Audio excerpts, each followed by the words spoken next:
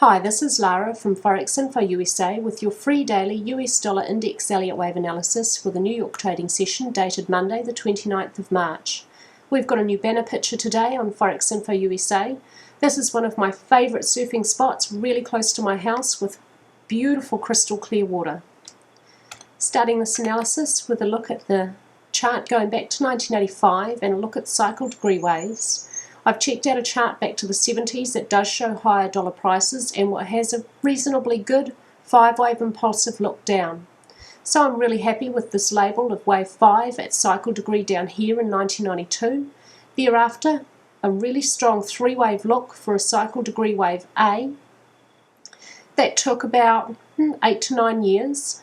Thereafter, another cycle degree wave A from 2001 to 2008, that's about 7 years, which is exactly what you'd expect at cycle degree, with an A, B, C pretty well contained in these parallel trend channels, drawn using Elliott's channeling technique, and this is working really well. It shows a clear breakout of the trend channel here, so I'm really happy with this label B down here. The ratios between primary A, B and C here are all right. Primary B has retraced 30% of A. You would expect more commonly for it to be at least 38%, but that's a guideline, not a rule. That's fine. But what I really like about this is wave C is really close to 0.618, the length of this A. It's more common for them to reach equality, but this is a reasonable Fibonacci relationship between the two nonetheless. Thereafter, we're probably in the early stages of cycle degree wave C with a primary 1, 2, 3 to complete, 4 and 5 up, which should take cycle degree wave C well above A because this is an expanded flat correction. So we should see dollar rises in the following years comfortably above 122, but we're a few years away from that yet, with corrections in the opposite direction along the way. I have a target on the upside for primary wave 3 to end about 104.58, and that's when wave 3 will be 1.618, the length of wave 1. It doesn't have to get up there, that's just a fairly common relationship between waves 1 and 3. Taking you now to a daily chart, and before I start this one, I have 2 wave counts for you today. I have a bullish count and a bearish count. I really don't like this situation. I don't like presenting 2 alternate counts with 1 bullish and 1 bearish. It's covering one's bases, though that's not what I'm trying to do. It's really not helpful to anyone's trading. However, at this juncture with the dollar, the situation is unclear and both wave counts are valid. I do slightly favour this one, however, because it's strongly confirmed by MACD, although it does not rule out the other wave count, which could also, when it's over, be confirmed by MACD. So this main wave count sees intermediate wave 1 over with a minor 1, 2, 3, 4, 5, where wave 5 has a 0.618 relationship with wave 1. It's 0.07 greater than 0.618, the length of wave 1. However, waves 1 and 3 is 0.32 longer than 1. There's no Fibonacci relationship between the two. That's reasonably unsatisfactory. However, it's entirely possible that wave 1 at intermediate degree has ended here, with a surprisingly short 5th wave falling well short of those targets I had calculated, but it's a Fibonacci relationship with one of these nonetheless. I've drawn this trend channel using Elliott's channeling technique, and I'm not going to be comfortably satisfied that wave 1 is certainly over until we have a breach of the lower edge of this parallel channel. I've drawn this with a trend line from the high of 1 to 3, creating a parallel copy and placing it on the low of 2. We have a throwover in the 4th wave position, which could indicate a throwover coming up in the 5th wave position. That's what I was expecting. That's a guideline and not a rule. It's just an indication and not a certainty, however. When we have some comfortable movement below the edge of this parallel trend channel on the downside, I'm going to be confident wave 1 is over. Taking you now to an hourly chart of this main wave count and having a look at the relationship between these waves within wave 5 at minor degree, the relationship between wave 1 and wave 3 and wave 5, Wave 3 is 0.05 shorter than wave 1, so they're pretty close to be called equal. That's all right. And wave 3 is not the shortest, so that's fine. And wave 5 has a slightly unusual but nevertheless a valid Fibonacci relationship with wave 1. It's 0.03 longer than 0.382 the length of wave 1.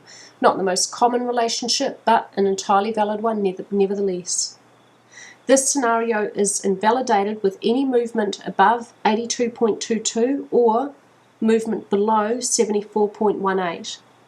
I have a downwards target for wave 2 at black or intermediate degree in the first instance, lying around about 79.51, which is the end of wave 4 of 1 lesser degree, to about 79.15, which is the 0.382 Fibonacci ratio of the whole of this wave 1 rise.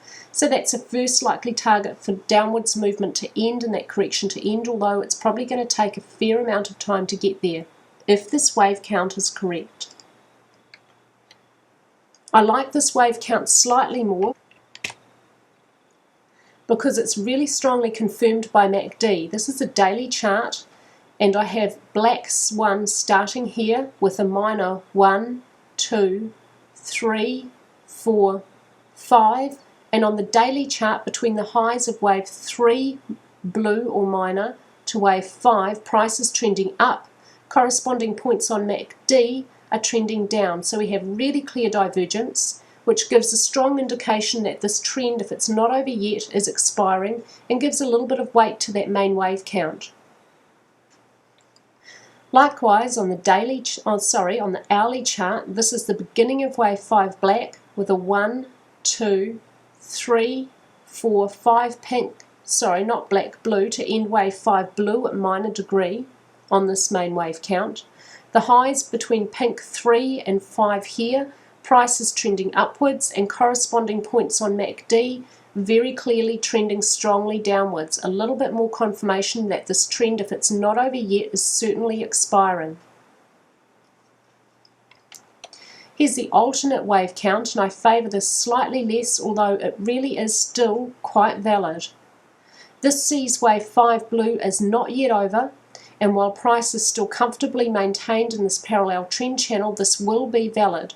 Also, it's valid until we have movement down to this point here, the high of 1 pink, which is lying at 81.04. That's our invalidation point for this alternate wave count. If the dollar continues to move down and gets to that point or below, I'm just going to go with the main wave count, and this one's invalid. So an upwards target now recalculated looking at the lengths between wave 1 and wave 3 pink, an upwards target now for this alternate wave count lies about 82.7. That's where wave 5 pink will equal wave 1 pink, and wave 5 blue, when it's over, will have a 0.382 Fibonacci relationship with wave 3. Again, not the most perfect Fibonacci relationship, but a Fibonacci relationship nonetheless. Having a look at this alternate on an hourly chart, and having a look at the breakdown in this wave 5, which I'm expecting is probably over, but this alternate says it's not. We have a 1, 2, 3, 4, can't reach it down to touch the end of wave 1 or get below, so it's invalidated with movement below 81.04. So if this wave count, the alternate wave count's correct, it says the dollar is going to move sharply upwards to end this fifth wave of wave 5 blue, to end our intermediate wave 1 black up.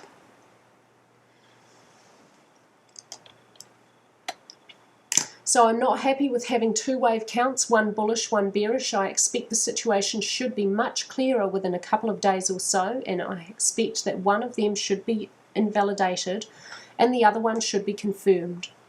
That's all from me with your US dollar index Elliott wave analysis. I hope you had an awesome weekend, and may all your trades this week be profitable.